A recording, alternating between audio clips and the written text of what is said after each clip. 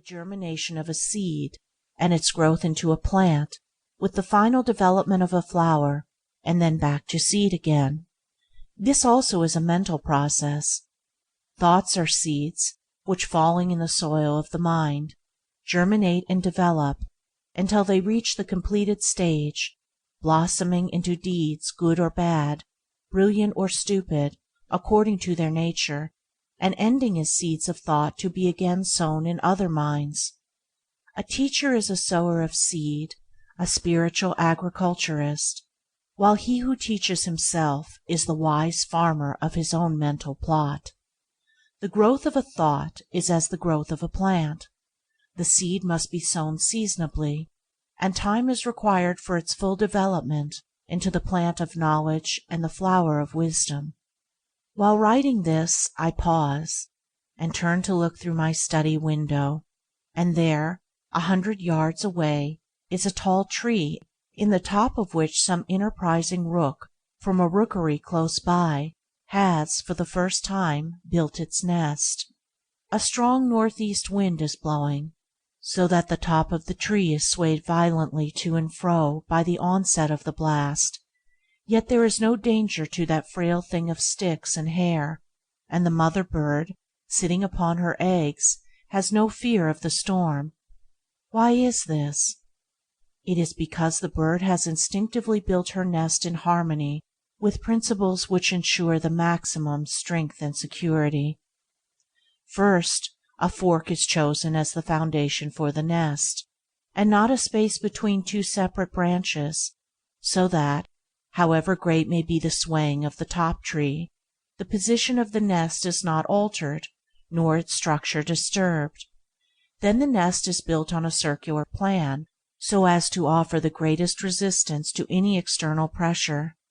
as well as to obtain more perfect compactness within, in accordance with its purpose, and so, however the tempest may rage, the birds rest in comfort and security. This is a very simple and familiar object, and yet, in the strict obedience of its structure to mathematical law, it becomes to the wise a parable of enlightenment, teaching them that only by ordering one's deeds in accordance with fixed principles is perfect surety, perfect security, and perfect peace obtained amid the uncertainty of events and the turbulent tempests of life. A house or a temple built by a man is a much more complicated structure than a bird's nest,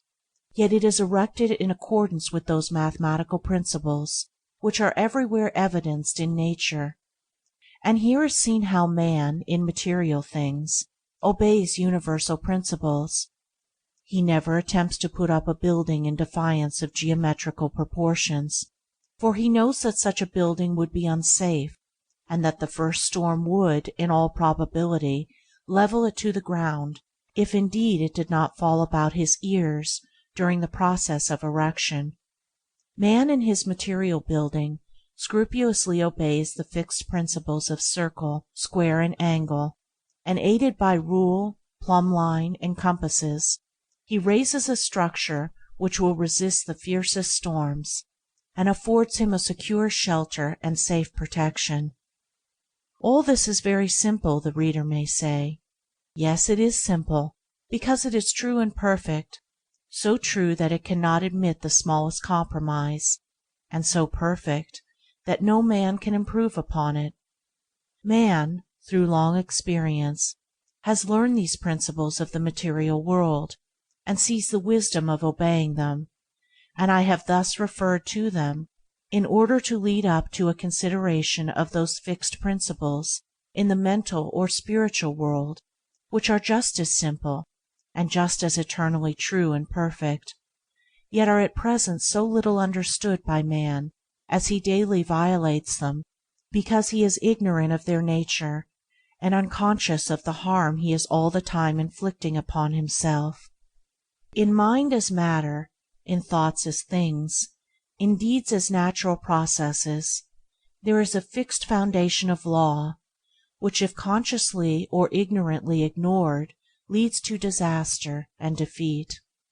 It is indeed the ignorant violation of this law which is the cause of the